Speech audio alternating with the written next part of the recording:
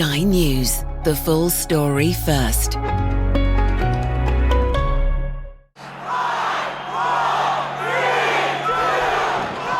When was the last time you went down the pub?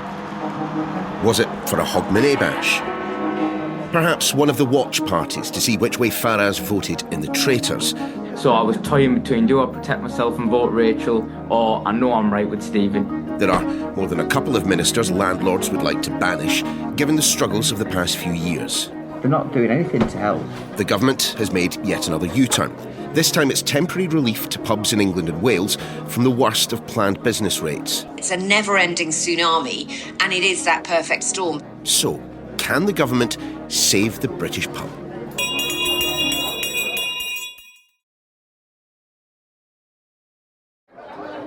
Anyone fancy a pint? Well, judging by the number of pubs closing every week, it would appear not.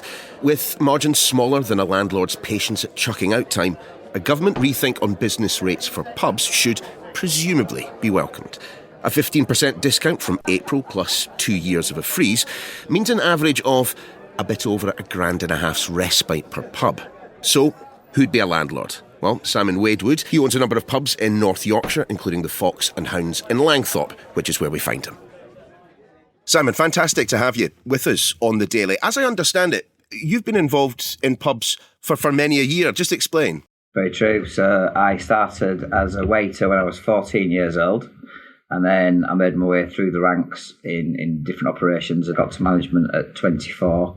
And so I've been in a position of responsibility in the industry for over half my life. OK, so a number of pubs under your control. How challenging has it been running the business of late?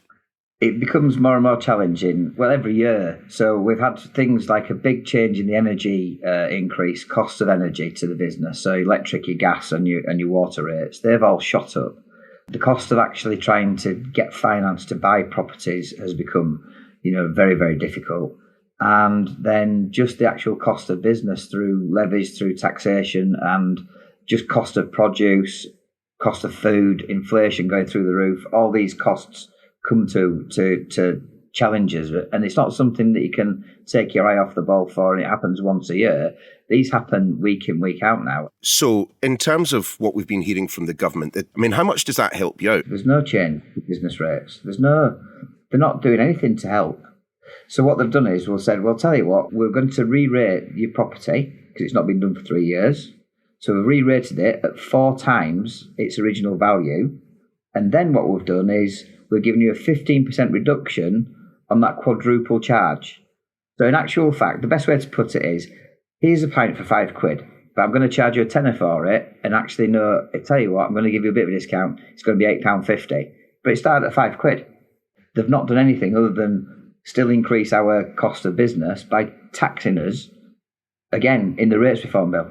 And they don't think they understand what they've done. And they are really going to drive businesses, not just pubs, but small independent businesses, medium enterprises, into the ground. They really are, because they're not helping at all. They're just taxing it even further in an area that's got very, very fine margins as it is. Can you give us some rough figures? In terms of your operating costs. So here at the Fox and Hounds, for instance, the rateable value for up until April is £6,500. But then the new rateable value that's coming in the 1st of April, it's going to be £21,000. Wow. Now, the rates payable now, because we get small business rates relief, is actually nothing. So that helps. But what it's going to be is £3,730 going forward. In actual fact, that's manageable. That's fine. Don't mind that. But that is actually an increase of 3,730%. Yeah? The rates payable after the transition relief, which means over the next 3 years they're going to build it up to the named figure, it's going to go to £8,232, which is an 8,232% increase. The Grantham Arms, which is half a mile away around the corner, has a rateable value of £19,000 as it stands right now. The re-rateable value has gone up to £87,000. Wow. The rates payable today are £5,688 a year, which we're paying. On the 1st of April, it goes to £10,903, which is a 92% increase. And then the rates payable after the transitional relief is £38,280, which is an increase of 573%. So, sorry, all of this on top of your rising cost of energy, your rising cost of food, your rising cost of having, people standing behind the bar. And also, don't forget what they'd introduced already, the minimum wage increase. We don't have a problem paying people good money. That's not a problem whatsoever.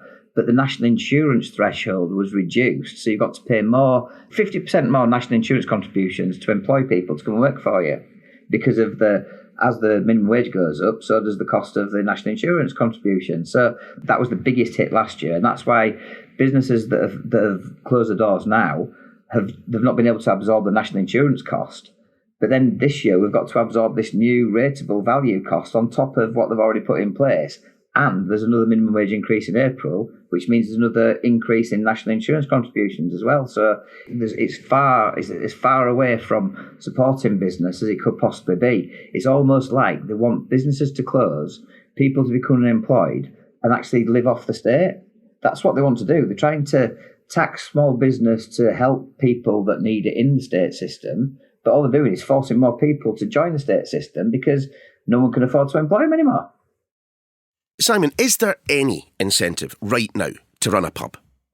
So getting finance is difficult, raising finance is difficult, operating costs are massive, and you're not getting any kind of relief or any encouragement to become a successful pub and to employ people, give people a career, give people an opportunity to develop and move on.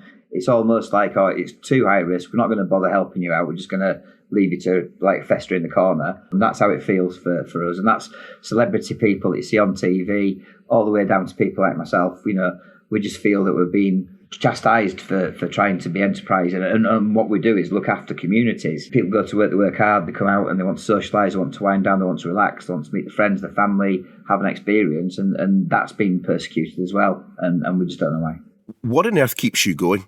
It's in my blood, and I sat back and thought, what else could I do? What else would I want to do? I absolutely love people, and I love seeing people have a good time and creating something that becomes someone's occasion, or there's an atmosphere. And when people come into a venue to say watch the World Cup that they're going to do this summer, or watch the Six Nations, and you get people from all different nations together in an environment sharing the same experience, you can't beat that.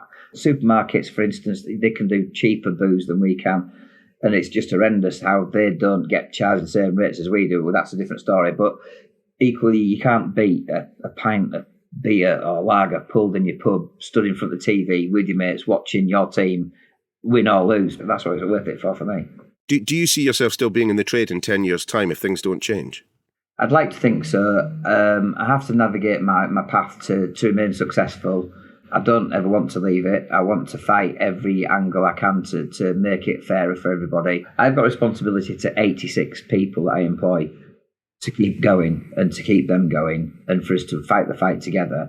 So what we're going to do is we're going to increase what we do, make sure we're better than our competition. We're going to offer as much as we can, as much diversity to all the diverse types of clients that are out there, and keep working really hard to provide a good service consistently at an affordable price, as much as we can do. If it means that we have to push prices up to the customer for us to survive, then that's one of those levers we'll pull and we'll have to do it. But I think the understanding is now that even the customer understands just how poorly we're being treated as an industry. Thanks, Simon. Well, look, as he's just laid bare, the government is making it more expensive for pubs to turn a profit. So, is this really an industry that can survive long term? Kate Nicholls is chair of UKHospitality, representing the whole of the hospitality sector. Kate, great to have you with us on the Sky News Daily. Look, we've heard from the government. There is a bit of assistance being offered to the industry. The government says your average pub will receive £1,650 back in their pockets as a result of all of this. What do you make of it? Well, it is better than we were facing as a result of the budget. We've seen significant increases in business rates. This rose back on those for the pub sector. So for 3/4 of pubs, they'll see no increase in their business rates bill. So it removes the immediate April cliff edge. But you're right, the pressures that we're facing, business rates is just one. It's the cost pressures overall, and it's the cumulative tax and cost pressures that we've seen hitting the sector over the last 2 to 3 years and back to the pandemic. This is a sector closed for 2 years during the pandemic, hasn't recovered, still has heavy debt, food price inflation, energy inflation, cost of living, cost of doing business, and then last year's budget hitting us with NICs and increases in employment taxes, this year's on business rates. It's a never-ending tsunami, and it is that perfect storm. So we do need to have a comprehensive package of support. Otherwise, we will see businesses fail, jobs lost across our high streets. Kate, look, it's not just business rates, but also the end of COVID relief. What exactly is the issue? So what we had during the pandemic, in fact, from 2019 onwards, we had business rate support that was given by a succession of governments. It's a recognition that the system is fundamentally broken. It was last reviewed in the 1980s. We were all on, well, some of us, roller skates with Walkmans. We weren't having a computer in our pocket to do online shopping. We did go down our high streets almost on a daily basis. That set of taxes hasn't changed since then, but the world around it has changed. It's a digital economy, and the reliefs that were offered over COVID when we were closed and since then when they've been extended were a recognition of the fact that the system was broken and you needed to reform it. Successive governments have failed to grasp that nettle. They haven't reformed rates. And so we're left with issues where the hospitality sector and bricks and mortar businesses on the high street are paying more than their fair share. Hospitality generates 5% of GDP. It's paying 15% of business rates.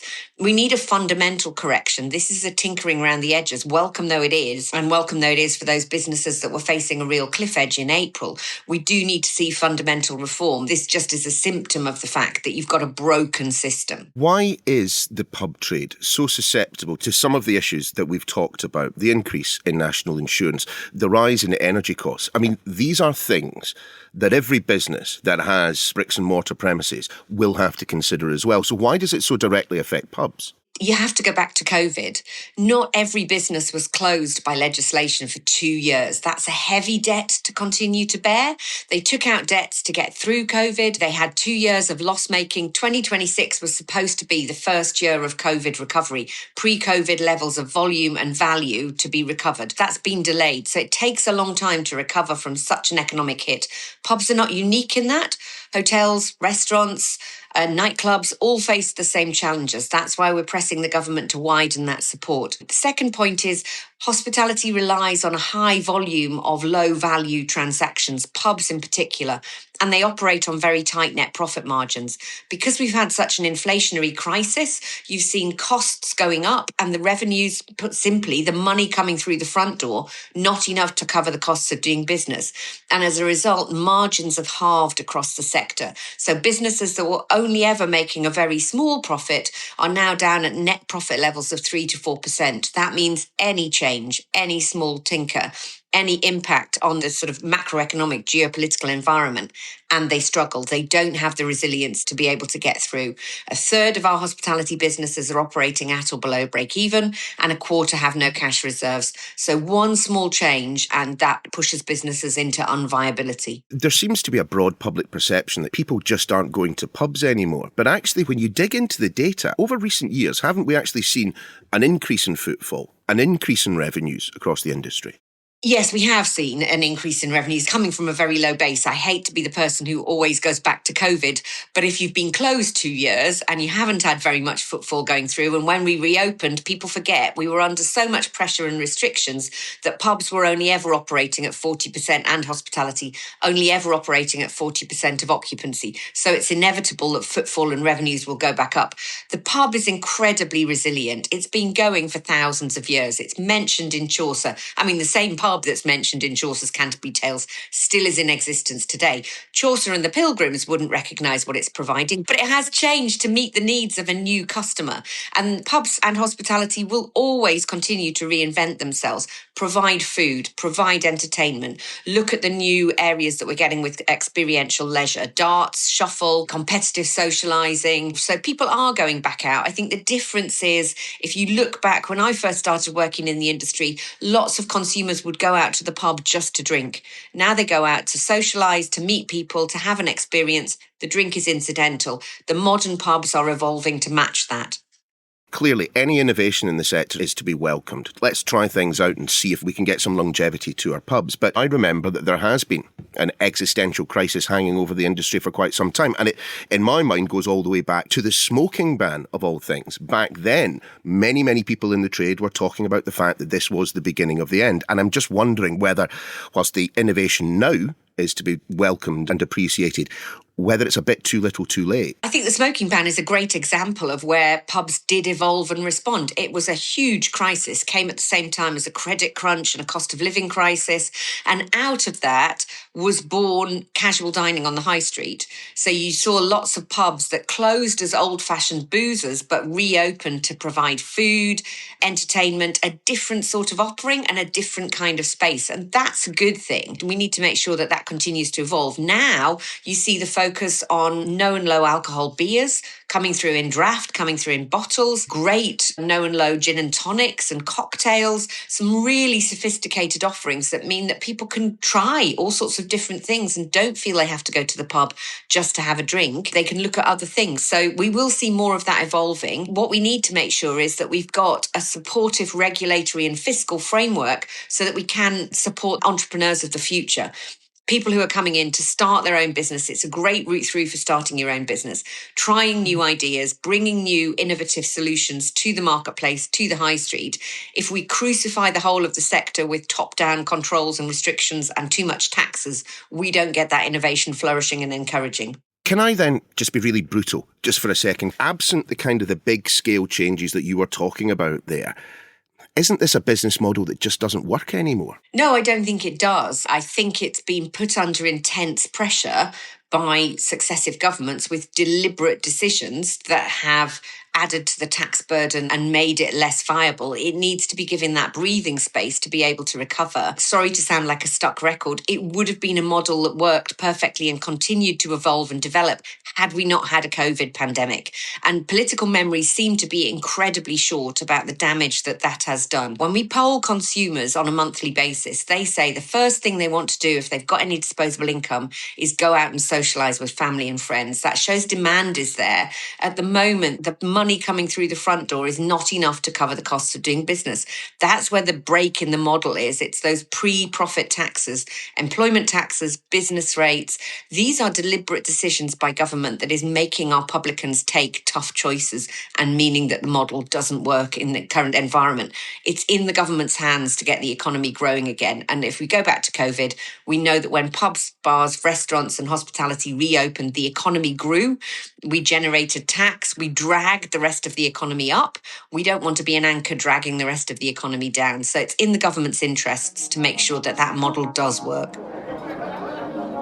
Thanks to Kate, Simon, and of course to you for listening.